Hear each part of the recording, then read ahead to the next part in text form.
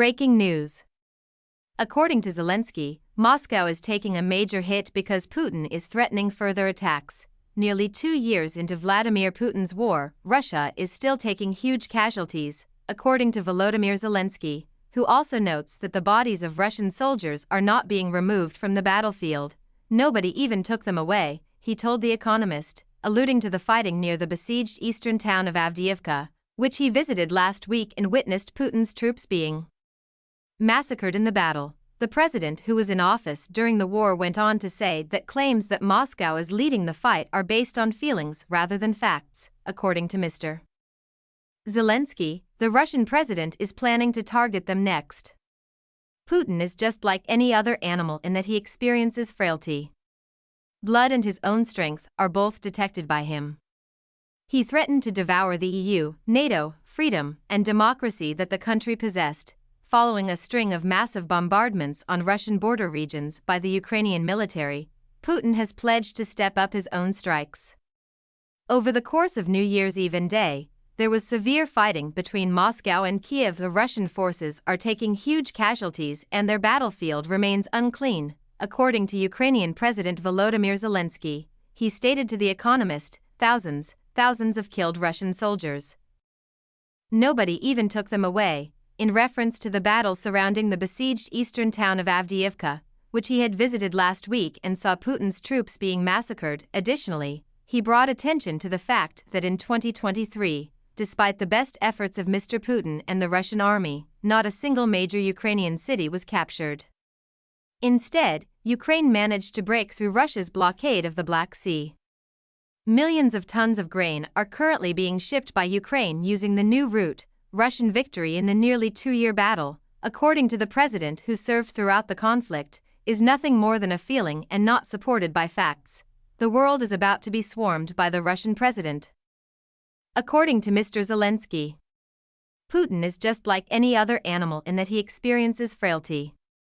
Blood and his own strength are both detected by him.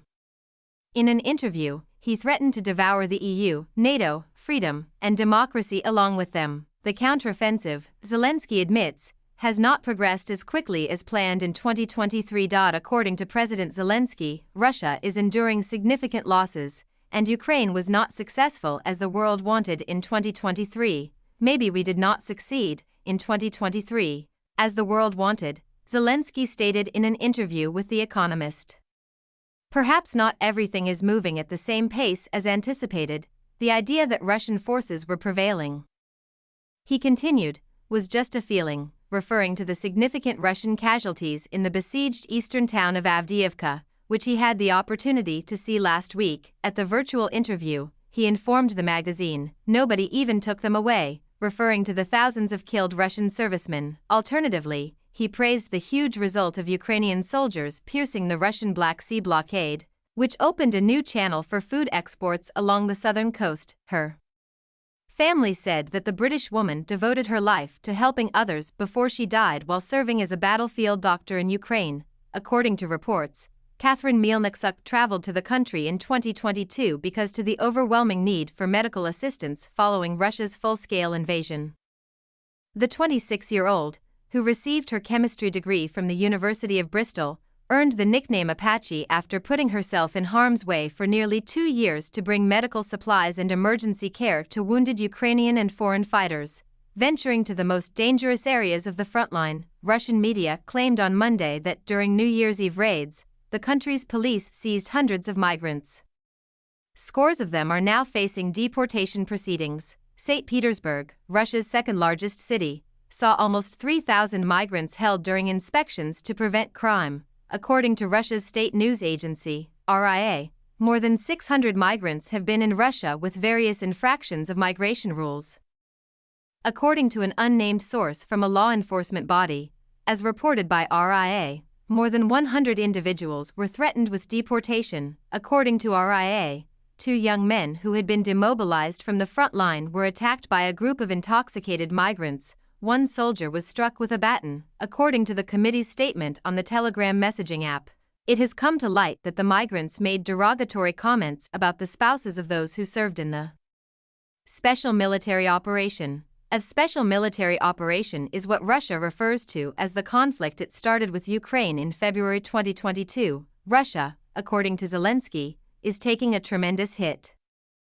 The impression that Russia was winning the nearly two-year-old war was, according to President Volodymyr Zelensky, just a feeling, and Moscow was still suffering enormous battlefield losses. Another thing Zelensky said was that Russia wasn't showing any interest in peace talks, and that if they did, it meant they were running out on troops and weaponry. A terrorist country is all I can see, he told The Economist. In addition to protecting Ukrainian cities in the east, Zelensky argued that weakening Russia's grip over Crimea was crucial to minimizing threats on the country. As hostilities between the warring nations continue into a new year, Putin of Russia and Zelensky of Ukraine have given speeches that couldn't be more different. Russian President Vladimir Putin emphasized national unity in a brief and severe message that made just passing reference to the war, while Ukrainian President Volodymyr Zelensky paid tribute to his people's resilience in a lengthy and poetic New Year speech. Ukraine has become stronger, the major result of the year, its main achievement, Zelensky stated in a televised address.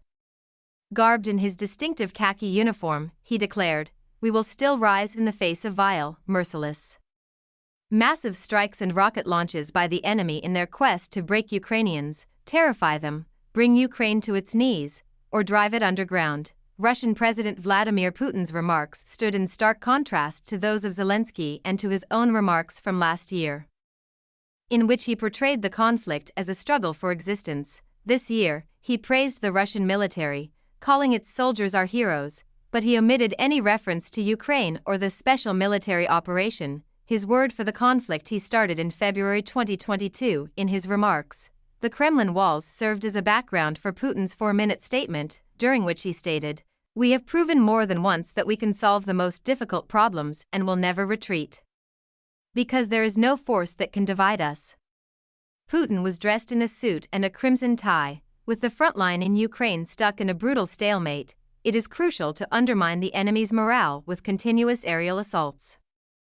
As the new year dawned, after days of increasing bombardment, Ukrainian officials said that Moscow launched 90 drones in attacks. Vladimir Putin is probably reacting angrily to several high-profile successful strikes by Kyiv, according to Askold Krushelnicki's opinion. In response to accusations that Ukraine has launched attacks, President Vladimir Putin has declared himself to be boiling with rage and promised to step up military action.